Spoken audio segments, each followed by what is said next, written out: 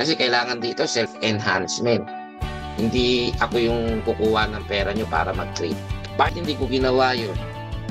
Kasi nga hindi yun yung tama. Ang tama is yung ibigay ko sa inyo yung skills.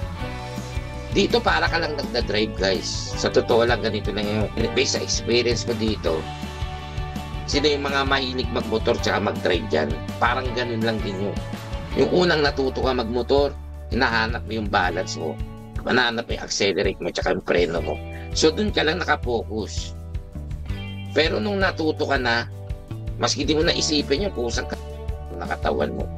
Ganun din sa drive, yung manibela, yung cambio, yung pag-apak ng clutch tsaka preno, tsaka silinyador para umandar. Hindi mo naman na kailangan isipin pa eh, kusang gagalaw yung katawan mo. Dito ganun din, guys. Nasa sa inyo na yun kung paano nyo gagawin. Dito nakawala sa rat race. Ito yun. Nawala na ako dun sa everyday sahod. Dati takot ako, sa totoo lang. Takot ako dahil may pamilya ako eh.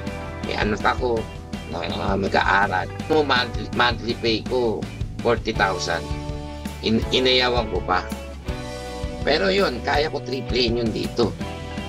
Minsan, wala pang isang buwan, may ganun na ako kagad. Depende sa market. Depende sa galaw ng market.